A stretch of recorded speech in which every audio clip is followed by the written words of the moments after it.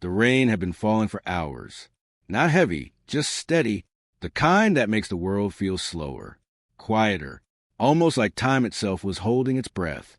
Emma sat alone in her small house at the edge of town, a place most people avoided after sunset, not because it was dangerous, but because it felt forgotten. She wrapped her hands around a cup of tea. It had already gone cold, but she didn't notice. Her eyes were fixed on the window, waiting, not for someone, but for something to change. It had been 2 years since the accident. 2 years since silence became her only companion. And then there was a knock. Soft, uncertain, almost like whoever stood outside wasn't sure they should be there. Emma froze. No one ever came here. No neighbors. No deliveries. Nothing. The knock came again, a little louder this time. Her heart began to race, not from fear, but from something she hadn't felt in a long time. Curiosity. She stood slowly. Each step toward the door felt heavier than the last. Another knock, this time urgent. She reached for the handle, paused, took a breath, and opened the door. A man stood there, soaked from head to toe. His clothes clung to him. His hair dripped with rain. But it wasn't that which caught her attention. It was his eyes. Wide, lost, almost broken. "I'm lost," he said. His voice was barely above a whisper. Emma didn't respond immediately. She studied him.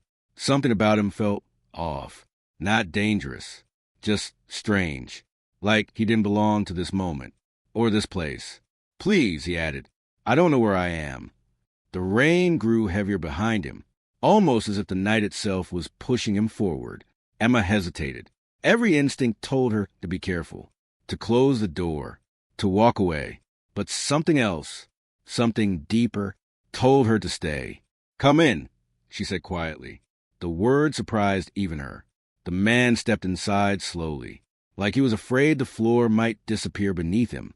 Emma closed the door behind him, and just like that, the world outside vanished. For a moment, neither of them spoke. Water dripped onto the wooden floor. Tick, tick, tick. "You can sit," Emma said, gesturing toward the couch. He nodded, but didn't move immediately. Instead, he looked around, carefully, almost like he was trying to remember something. Then finally, he sat. Emma walked to the kitchen, grabbed a towel, and handed it to him. "Thank you," he said. His voice was calmer now, but still distant. "What's your name?" she asked. He hesitated, just for a second too long. "Daniel," he said. Emma noticed, but said nothing. "Do you remember where you were going?" she asked. Daniel shook his head. "No." "Where you came from?" Another pause. "No." Emma frowned slightly. "Nothing." He looked down at his hands, as if the answer might be written there. "Just walking," he said. Silence filled the room again. Emma placed a blanket beside him. "You should warm up," she said. Daniel nodded, wrapped himself in it. For a moment, he looked safe, but something about that didn't sit right with her. "Are you hurt?" she asked. He shook his head again. "No, I don't think so. Don't think so." Strange choice of words. Emma sat across from him, watching, listening, waiting. "Do you have anyone I can call?" she asked. Daniel's eyes flickered, just slightly. "I don't remember." Emma leaned back. This wasn't normal, but it wasn't impossible either. Shock, trauma, people forget things. Still, something felt different. Not broken, not confused, just incomplete. "All right," she said softly. "You can stay here tonight." Daniel looked up, surprised. "Really?" Emma nodded. "It's not safe out there." For the first time, he smiled, a small one, but real. "Thank you," he said, and for a brief moment, Emma felt something she hadn't felt in a long time. Purpose. But outside, the rain didn't stop, and the night wasn't done yet, because miles away, a phone was ringing, and no one was answering. The night grew deeper, darker, quieter than before. Emma laid out a mattress on the floor. Not too close, not too far, a careful distance. Daniel watched her silently, as if memorizing every movement. "You can sleep here," she said. "I'll be in the other room." He nodded, but didn't lie down yet. Emma, he said. She stopped, turned slightly. Yes. Thank you. There was something different in his voice this time. Not just gratitude. Something heavier. She gave a small nod, then walked away. The door to her room closed softly. And just like that, they were strangers again, separated by a wall, and something unseen. Emma lay in bed, eyes open. Sleep didn't come easily. It hadn't for a long time. But tonight felt different. Her mind replayed everything. The knock, the voice, those words. I'm lost. She turned to her side. Something about him didn't match. It wasn't fear. It was recognition. But that made no sense. She had never seen him before. At least, that's what she told herself. In the other room, Daniel finally lay down. He stared at the ceiling. His eyes traced invisible patterns, like he was searching for something hidden in plain sight, a memory, a fragment, a truth just out of reach. His breathing slowed, but sleep didn't take him either. Instead, images flashed, quick, broken, unclear, a road, rain, a light, and then Emma's face. His eyes snapped shut, as if trying to hold onto it, or escape it. The house creaked softly, old wood shifting, wind brushing against the walls. Time passed, hours, and then a sound. Emma's eyes opened instantly. A faint noise. From the living room. She held her breath, listening. There was again footsteps, slow, measured. Her heart began to pound. She sat up, carefully. The room felt colder now, different. She reached for the lamp, but stopped. Darkness felt safer. Quietly, she moved toward the door, opened it just a little. The hallway stretched ahead, dim, silent, but not empty. A shadow moved. Emma froze. Daniel. He was standing near the window, still, watching the rain. Daniel, she whispered. He didn't respond, didn't even move. Daniel. This time, her voice was firmer. Slowly, he turned, and for a split second, Emma felt something she couldn't explain. Not fear, not confusion. Something deeper. His expression was blank, but his eyes, they weren't lost anymore. They were focused, sharp, aware. Are you okay? She asked. A pause. Then he blinked, and just like that, it was gone. The confusion returned. Yeah, he said quietly. I just couldn't sleep. Emma studied him, trying to decide if she imagined it. You should rest, she said. He nodded, walked back to the mattress, lay down, and turned away. Emma stayed there for a moment longer, watching, waiting, but nothing else happened. Finally, she closed the door, but this time, she didn't go back to bed. She sat there, in the dark, listening to the silence, because something had changed, and she felt it, even if she couldn't explain it. Morning came slowly. The rain had stopped. Sunlight crept through the curtains. Soft, warm, almost peaceful. Too peaceful. Emma opened her eyes. For a moment, everything felt normal. Then she remembered Daniel.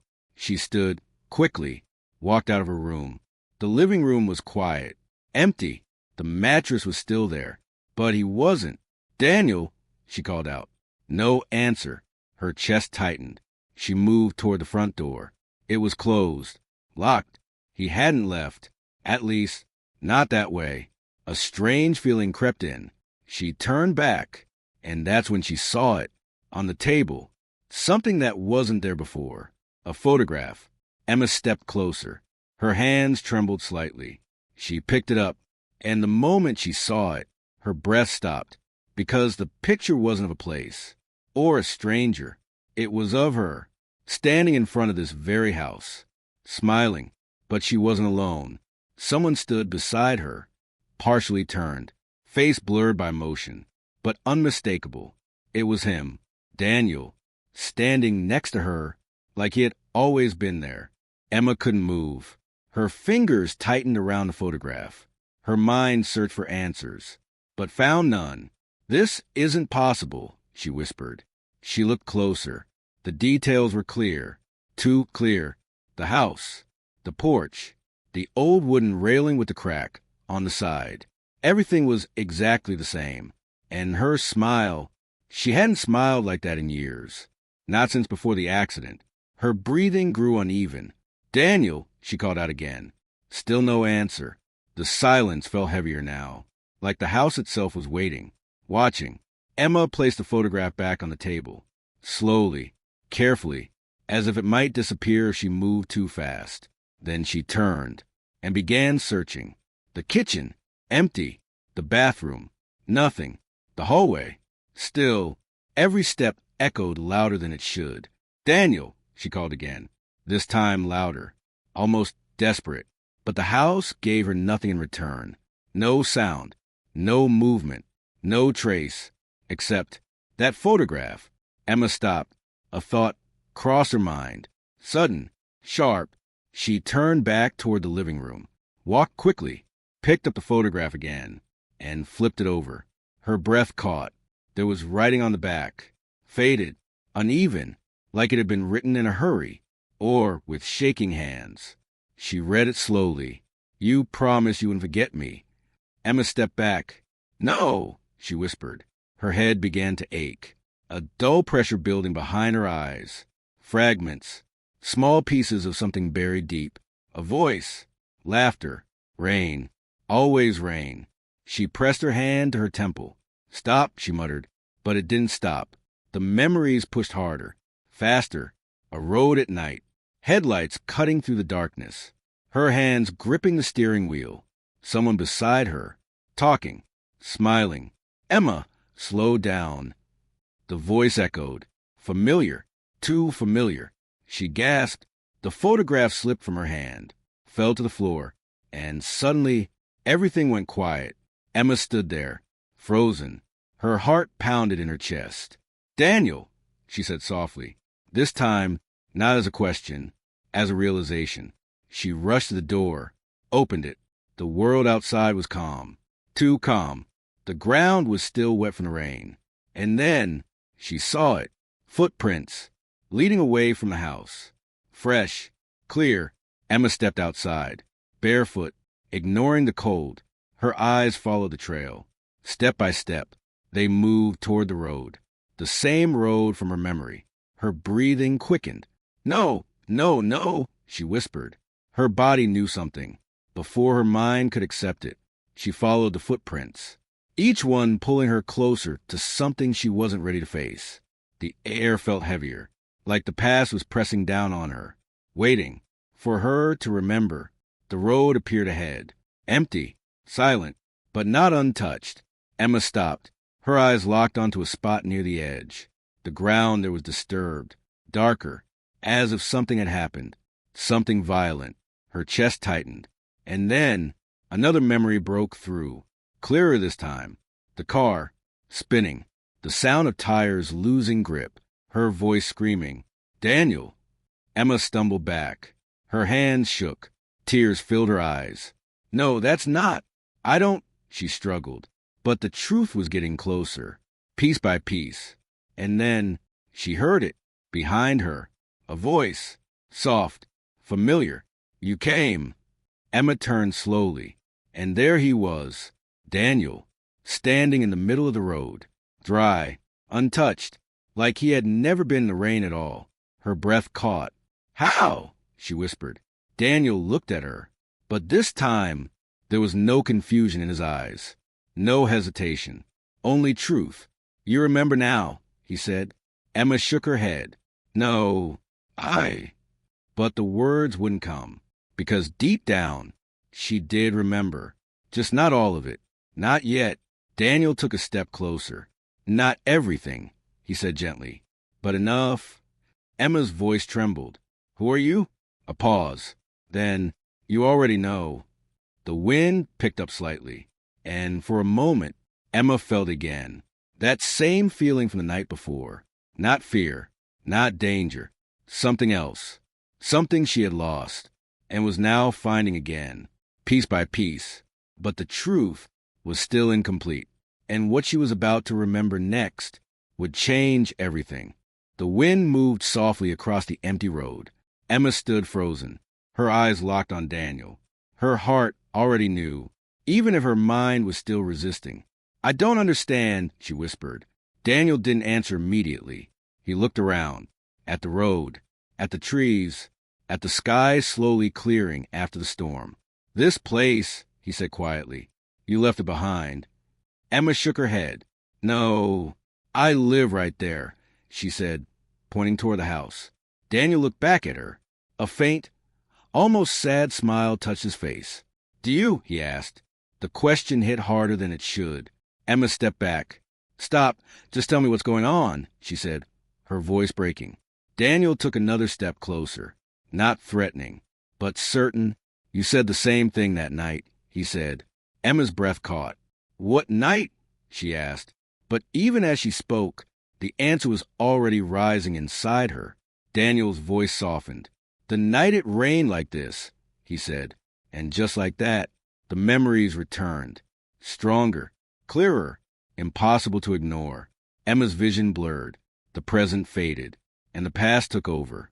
She was in the car again, hands gripping the wheel. Rain hitting the windshield. Fast, loud, relentless. Emma slowed down. Daniel's voice echoed beside her. She remembered now. He wasn't a stranger. He was sitting right next to her, laughing moments earlier, talking about something small, something unimportant, until it wasn't. I told you we'd be late, she snapped in the memory. Daniel sighed. It's not worth this, he said, but she didn't listen. She pressed harder on the gas. The road blurred. The rain grew heavier. And then, headlights. Too close. Too sudden. Emma gasped in the present, her body shaking. I remember, she whispered. Daniel nodded slowly. You didn't see the turn, he said. Tears rolled down her face. I lost control, she said. Her voice barely held together. The car, she continued. Daniel finished the sentence. It spun. Emma covered her mouth. The sound came back. Metal twisting. Glass shattering. Her own scream tearing through the night. And his voice. Emma. She dropped to her knees. I didn't mean to. I didn't, she cried. Daniel stood in front of her. Calm. Still. I know, he said gently. Emma looked up at him. Pain filled her eyes. What happened to you? She asked. The question hung in the air. Heavy. Unavoidable. Daniel didn't look away this time. You already know that too, he said. Emma shook her head. No, she whispered. But the memory didn't stop. It continued. Relentless. The car upside down. Rain pouring in through broken glass. Her body trapped. Barely conscious. And Daniel not moving. Wake up, she begged in the memory. Her hands shaking as she reached for him. Daniel, please wake up. But he didn't. He never did.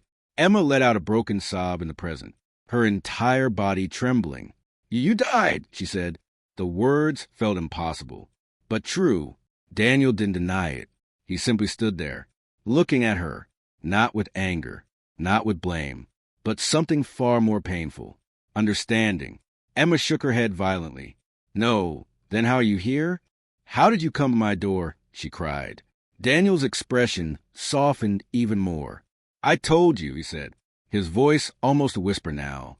I was lost. Emma stared at him, trying to understand, trying to hold on to something real.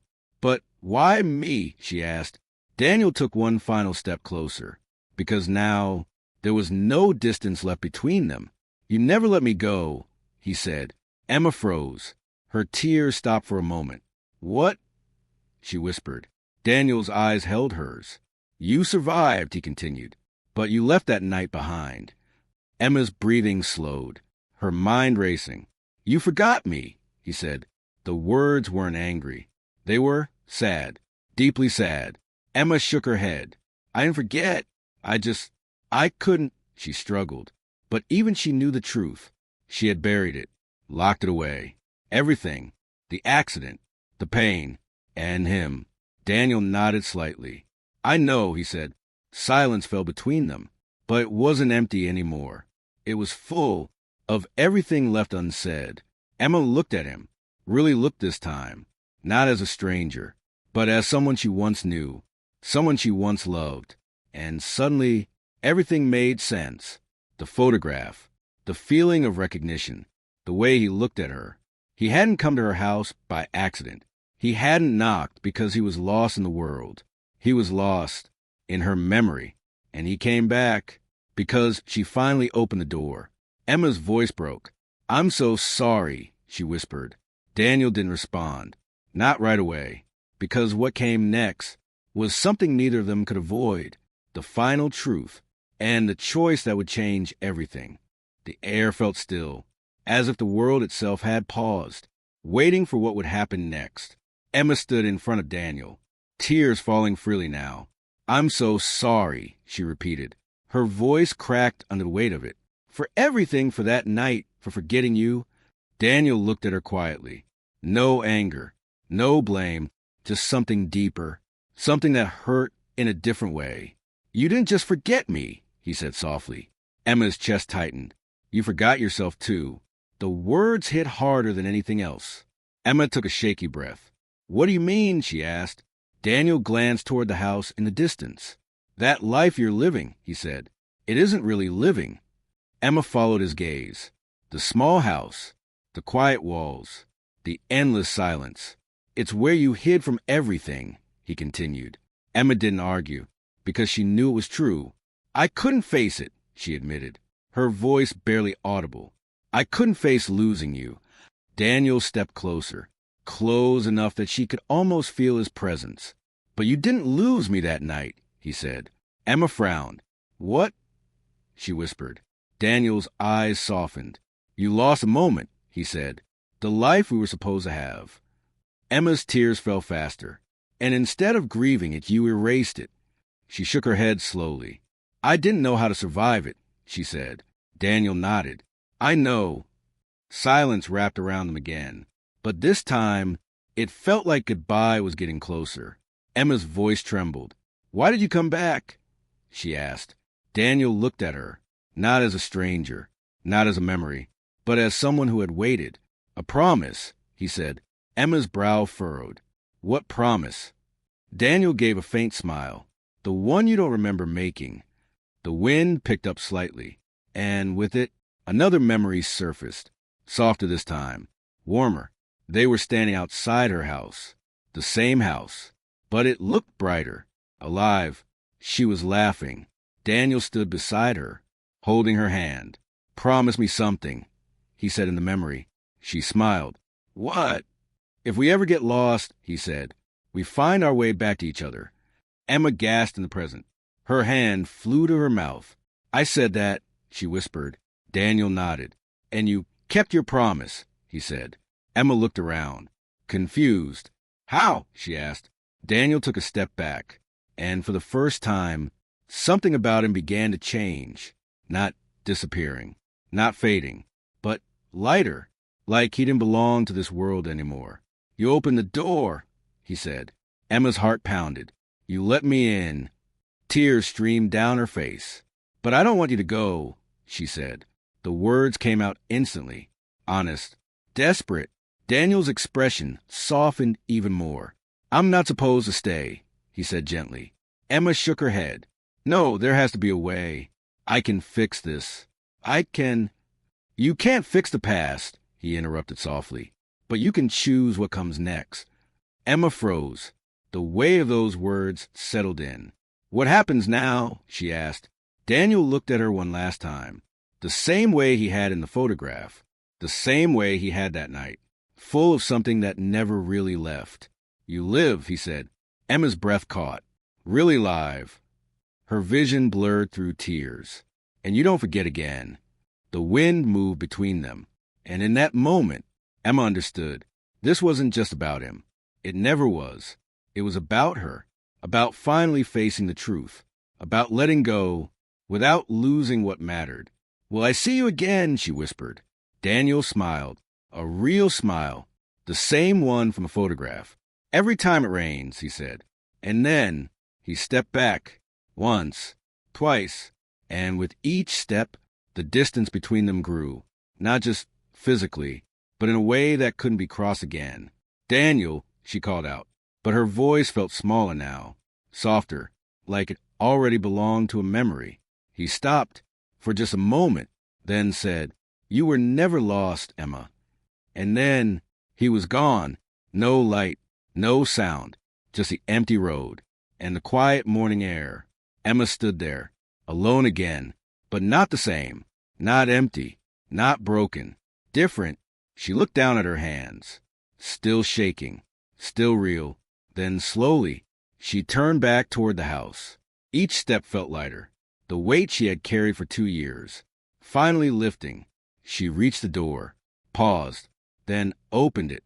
Sunlight filled the room, warm, bright, alive. Emma stepped inside, and for the first time in a long time, she didn't feel like she was hiding. Her eyes moved to the table. The photograph was still there. She picked it up, looked at it one last time. Her and Daniel, together, a moment that existed, a moment that mattered. She smiled softly, then placed it back down, not as something to escape into, but as something to remember. Outside, clouds gathered again, and in the distance, thunder rolled gently. Emma looked toward the window, a small smile forming, because now she understood. Sometimes being lost is the only way to find your way back.